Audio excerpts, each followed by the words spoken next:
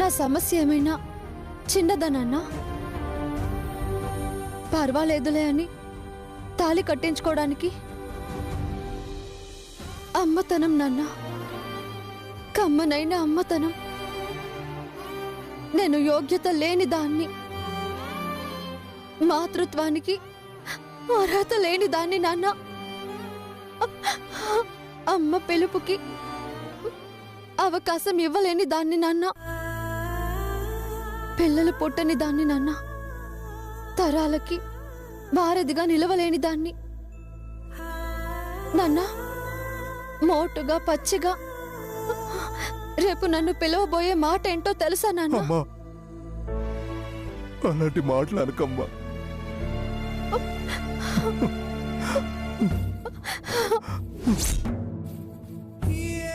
ఇక ఈ తల్లితనం నాకే జన్మకి రాదు నాన్న.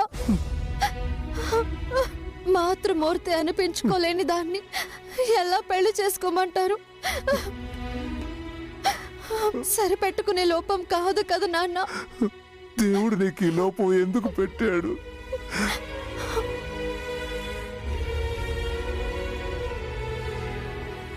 ఏ ఆడపిల్లకైనా ఇది శాపమే నాన్న. అందుకే నేను పెళ్లికి ముందుకు రాలేకపోతున్నాను నాన్న. ఈ పెళ్లి కావాలంటే ఒకే ఒక్క అవకాశం ఉంది నాన్న. ఏంటమ్మాది? ఇప్పుడొచ్చిన వాళ్ళకి నా లోపం వివరంగా చెప్పండి.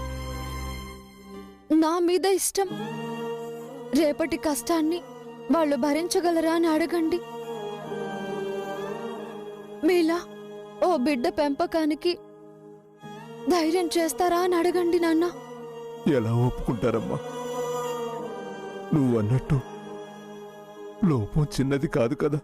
మీ అందరి కన్నీళ్లు తొడవటానికి, మిథున జీవితం బాగుండడానికి ఒక్కసారి అడిగి చూడండి నాన్న. ప్రయత్నం తప్పు కాదు కదా. చెప్పి చూడండి ప్లీజ్ నాన్న. దాచి దగ్గ చేయొద్దు, మోసం చేసి మనువు చేసుకోవద్దు. సరేనమ్మా. నీకు ఈ ఆలోచన ఆ భగవంతుడు ఎందుకు కలిగించాడు, అతనిలో ఇష్టం ఎందుకు పెంచాడో ఏమో. నేను వెళ్తానమ్మా. సరేనా? వస్తాను. నాన్న ఏమీ దాచొద్దు. అలాగేనమ్మా. నా మీద నమ్మకం ఉంచు.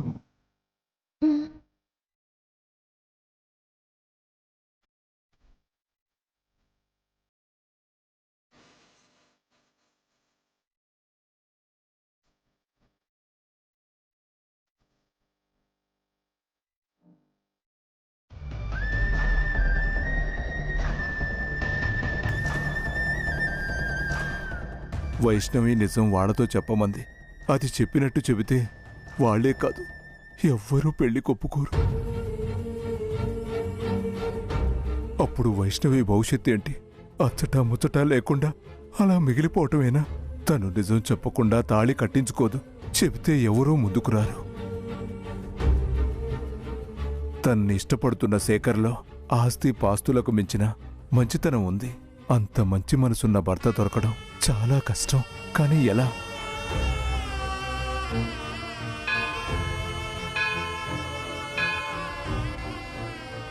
నా సమస్యకు అమ్మవారు తప్ప వేరే ఎవరూ పరిష్కారం చూపించలేరు.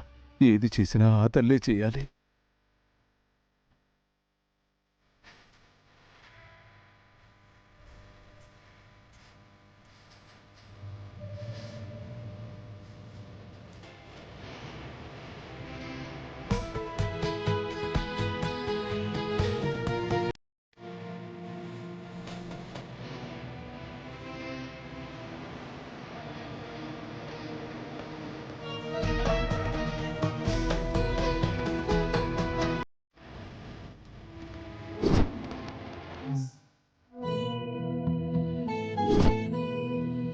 అమ్మా జగజ్జనని, నా వేదన నీకు తెలుసు. ఇప్పుడున్న పరిస్థితుల్లో నేనేం చేయాలి? ప్రేమగా గుండెల్లో పెంచుకొని పెద్ద చేసి పెళ్లి లేకుండా ఒంటరిగా వదిలేయాలా? దాని భవిష్యత్తు ఏం కావాలమ్మా? వైష్ణవి సమస్య వాడితో చెప్పమంటుంది. ఎలా చెప్పగలను తల్లి?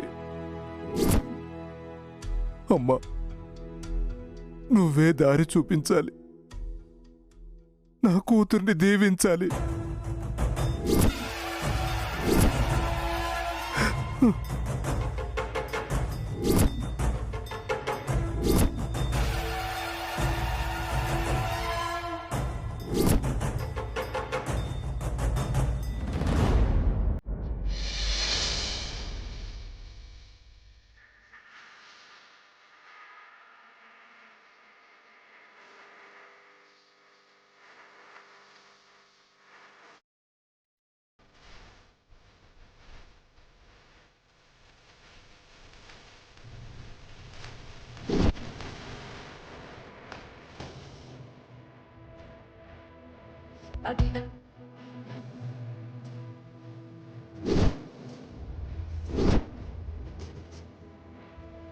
వారి జాక్షమందు వైవాహికమందు బ్రాణ విత్తమాన భంగమందు జకిత గోకులగ్ర జన్మ రక్షణమందు బొంకవచ్చు నగము పొందధర్య అశ్వత్థామ అతః కుంజరః. ధర్మరాజుతో కృష్ణ భగవానుడు అనిపించడం ధర్మమే కానీ అధర్మం అన్న సంకోచం వద్దు. బాలవాకు బ్రహ్మవాకు అంటారు. బాగా చెప్పానా తాతయ్య? చాలా బ్రహ్మాండంగా చెప్పావమ్మా. పాప రూపంలో వచ్చి పరిష్కారం బోధించావా తల్లి? అందుకేనా 100 అబద్ధాలు ఆడైనా పెళ్లి చేయొచ్చు అంటారు? అమ్మా, ఒకే ఒక్క మాట నీ మాటగా వాడితో చెప్తాను. అది మా వైష్ణవి జీవితం బాగుండటం కోసమే. మళ్ళీ జీవితంలో ఎప్పుడూ అబద్ధం మాట్లాడను.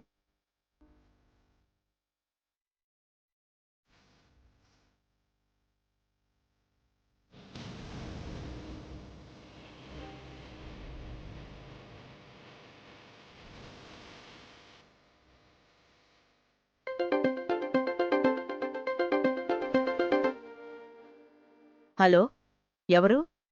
నమస్కారం అమ్మా. నేను వైష్ణవి తండ్రి రాఘవరావుని. ఆ, మీరు వచ్చినప్పుడు తను రాను అన్నందుకు మన్నించండమ్మా. మన్నింపులతో నా మనవడి ఆరోగ్యం ఏమైనా కుదుట పడుతుందా?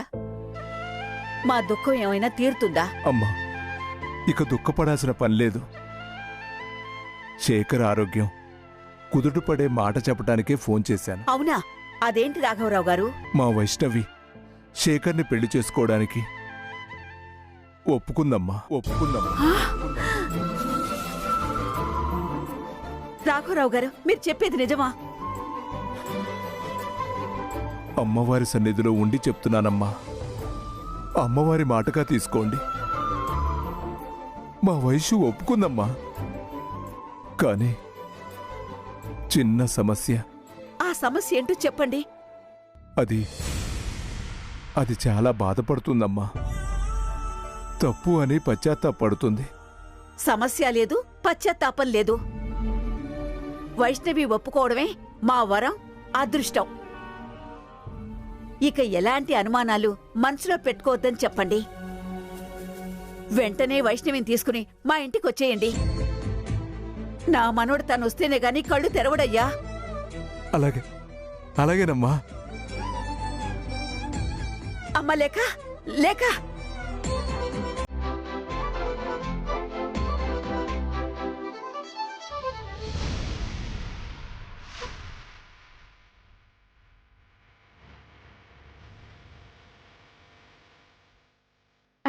అమ్మ లేక లేక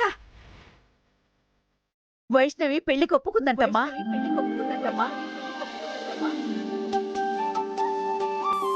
భగవంతుడా, మిథున పెళ్లి ఆపాలని ట్రై చేస్తూ ఉంటే ఇప్పుడు వైష్ణవి కూడా దాంతో పాటే వచ్చేలా ఉంది. రాఘవరావు గారిని వైష్ణవిని తీసుకుని మన ఇంటికి రమ్మన్నాను. ఇప్పటిదాకా ఒప్పుకోంది, ఇప్పుడెలా ఒప్పుకుందట? ఎలాగోలా ఒప్పుకుంది. నీకేంటే కంఠశోష? ఒప్పుకుంది. అదే మాకు 10,000. చూడు రేఖ, నువ్వు ఏ ఉద్దేశంతో ఇదంతా చేసినా మాకు మంచే జరిగింది.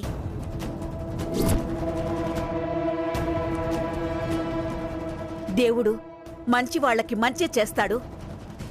నీ జీవితంలో ఇదొక్కటే నువ్వు చేసిన మంచి పనిగా మిగిలిపోతుంది.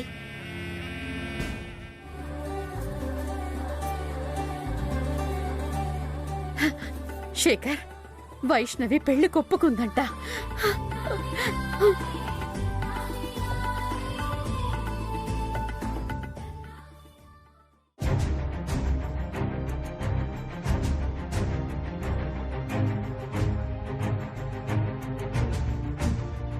అమ్మ వైషు, అమ్మ వైషు, నువ్వు చాలా అదృష్టవంతురాలివి తల్లి. వాళ్ళతో మాట్లాడారా నాన్న? వాళ్ళు ఒప్పుకున్నారనే నువ్వు అదృష్టవంతురాలివి అంటున్నాను. నాన్న, నాకున్న లోపం గురించి వివరంగా చెప్పారా? చెప్పానమ్మా. సమస్య ఇది అని అర్థమయ్యేలా చెప్పాను. పిల్లలు పుట్టరన్న విషయాన్ని వాళ్ళంత ప్రాబ్లంగా చూడలేదు. నువ్వు పెళ్లికి ఒప్పుకున్నందుకు చాలా సంతోషంగా ఉన్నారు. అంతకు మించి ఇంకేం అనలేదమ్మా. నిజంగా ఏం అనలేదు కదా నాన్న? అనలేదమ్మా. వాళ్ళు చాలా తేలిగ్గా తీసుకున్నారు. ఆ, అలా ఎలా తీసుకున్నారు? మంచితనం తల్లి, ఉన్నతంగా ఆలోచించే తత్వం. అన్నిటికీ ఆ దేవుడే ఉన్నాడమ్మా, నువ్వేం బాధపడకు. ఇంత ఉన్నతంగా ఆలోచించిన వారసత్వ సమస్య కదా నాన్న? వాళ్ళకన్నా నువ్వే ఎక్కువగా ఆలోచిస్తున్నావు. నన్ను నమ్మవా? అయ్యో, అది కాదు నాన్న. చూడమ్మా, వాళ్ళకి నీ మీద అభిమానం ఉంది. రేపటి పిల్లల గురించి పట్టింపే లేదు. నువ్వంటే ఇష్టం కష్టాన్ని భరించేలా చేసిందమ్మా. ఆ శేఖర్కి నువ్వంటే ప్రాణం తల్లి. తనిప్పుడు పాపం ఇబ్బందుల్లో ఉన్నాడు కదా, అందుకనే ఒప్పుకొని ఉంటారు. నాకు పిల్లలు పుట్టరని తెలిసి కూడా నన్ను ఒప్పుకున్నారంటే వాళ్ళది మామూలు మంచితనం కాదు నాన్న. వాళ్ళకి చేతులెత్తి దండం పెట్టాలి.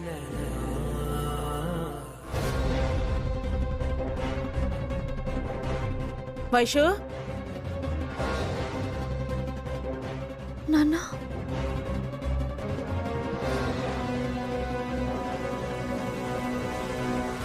ఎవరికే చేతులెత్తి దండం పెట్టాలి అంటున్నావు? శేఖర్ ఇంట్లో వాళ్ళకి. ఎందుకు వాళ్ళకి దండం పెట్టడం? నేను శేఖర్ని పెళ్లి చేసుకుంటాను నాన్న, ఆ విషయం వాళ్ళతో చెప్పంది. నేను చెప్పాను.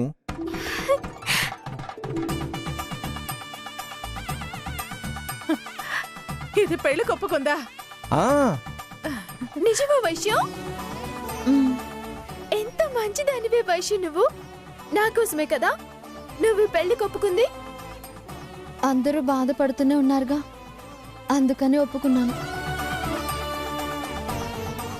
పెళ్లి విషయం వాళ్ళతో చెప్పాను. వాళ్ళు ఇష్టంగా ఉండడమే కాదు, చాలా సంతోషించారు. ఇష్టం సొంతం అవటం కన్నా ఎవరికైనా కావాల్సింది ఏముంటుంది? మంచి శుభవార్త మోసుకొచ్చారండి, చాలా సంతోషంగా ఉంది. వైషు, నీ నిర్ణయం ఇంటిలి 10కి చాలా ఆనందంగా ఉందమ్మా.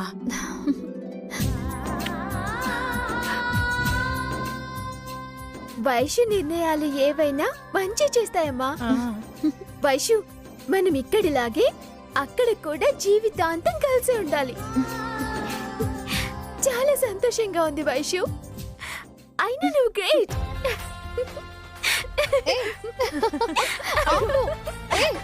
మిథున కళ్ళు తిరుగుతున్నాయి. ఆపు, ఆపవే.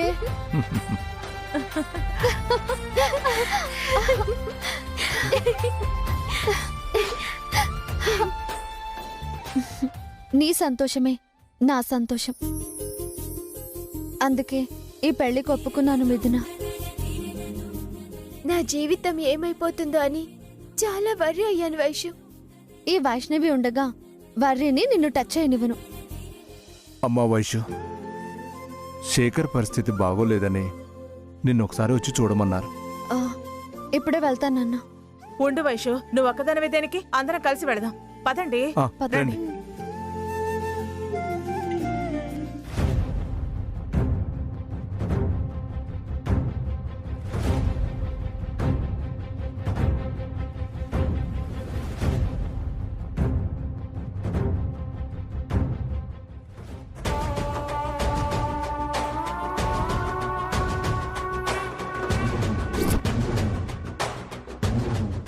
వైష్ణవి శేఖర్తో పెళ్లి కొప్పుకుని మన నెత్తిన పాలు పోసింది. మన భయాలన్నీ ఒక్క మాటతో పోగొట్టింది. మనసున్న దేవతే ఆ వైష్ణవి. త్వరగా వస్తే బావుండత్తయ్యా. తన మాటే వెడికి సంజీవని. వాళ్ళ నాన్న ఈ పాటికి విషయం వైష్ణవికి చెప్పే ఉంటాడు. వీడి పరిస్థితి వివరంగా చెప్పాక ఇక తను ఒక్క నిమిషం కూడా ఆగదే. ఈ పాటికి బయలుదేరే ఉంటుంది. నువ్వేం కంగారు పడకు. ఈ సూపర్ సీనియర్ తిరిగి రాగానే ఆ వైష్ణవి రాదని తెలిసి ఇంక వీడు కోలుకోడు అనుకున్నా. అంతలోనే ఎందుకు మనసు మార్చుకుందో. రాయబారిగా తండ్రిని పంపింది. అప్పట్నుంచి వీళ్ళ ఆనందం అంతా ఇంతా కాదు. ఎప్పుడెప్పుడు అది వస్తుందా, వీళ్ళేస్తాడా అని తెగ ఆరాటపడుతున్నారు. చెప్పగానే బయలుదేరుంటే ఇంత ఆలస్యం ఎందుకు అవుతుందత్తయ్యా? లేక మన తొందరకి ఆలస్యం అనిపిస్తుంది. తను రావద్దు. ఆ వైష్ణవి వచ్చేలోగా నేనే ఏదైనా చేయాలి. వీడు వెంటనే లేవకూడదు. కోలుకోకుండా మంచం మీదే జీవితాంతం ఉండేలా అయినా చెయ్యాలి. లేదా లేచినా ఈ లోకంతో సంబంధం లేనివాడిగా బతికేలా అన్నా చెయ్యాలి. ఆకారం మాత్రమే అటూ ఇటూ తిరగాలి. ఆలోచనలు శూన్యమవ్వాలి. అప్పుడు వీణ్ణి చూస్తూ ఎందుకు చేసుకున్నాన్రా బాబు ఈ బండోణ్ణి అని ఆ వైష్ణవి జీవితకాలం కుమిలి కుమిలి ఏడ్చేలా చెయ్యాలి.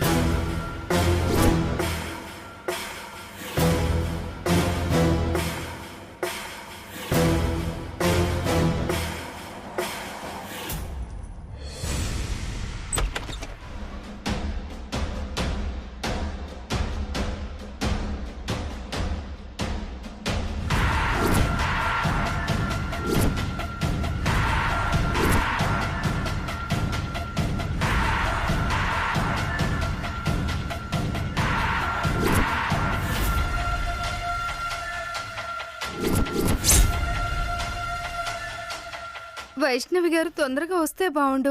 టెన్షన్తో నరాలు చిట్లిపోయేలా ఉన్నాయి. మనం ఇక్కడ ఎంత టెన్షన్ పడ్డా దూరం తగ్గదు కదా మాలిని.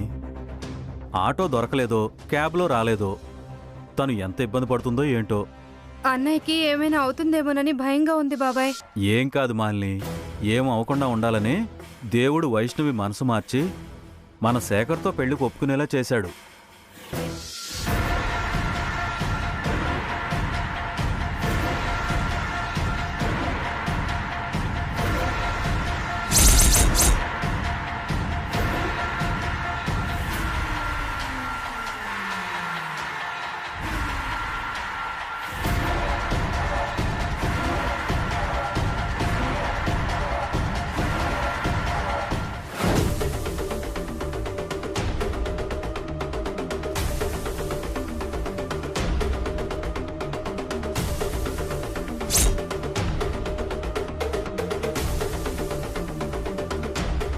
అదిగో వైష్ణవి గారు వస్తున్నారు.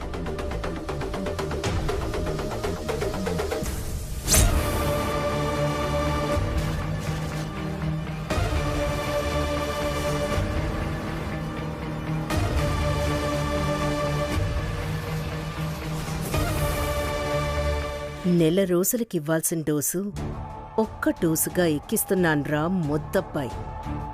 ఇంక గురకలు పెడుతూ నిద్రపోవటమే. బుల్లెమ్మ బుల్లెమ్మ అంటావుగా, ఇంకా బుల్లెమ్మ వచ్చినా నువ్వు లేచేదే లేదు.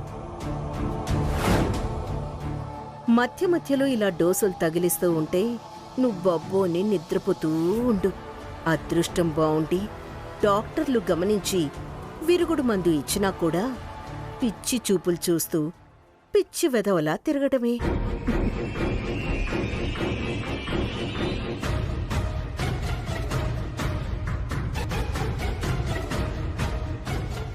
అమ్మా, ముందు నువ్వు ఒక్కదానివి లోపలికెళ్ళు. అతన్ని పలకరించు. స్పృహ వస్తున్నట్టు అనిపిస్తే మమ్మల్ని పిలు, సరేనా? అలాగే డాక్టర్. ఆంటీ, శేఖర్ గారు ఎక్కడున్నారు? లోపలున్నాడమ్మా, వెళ్ళు.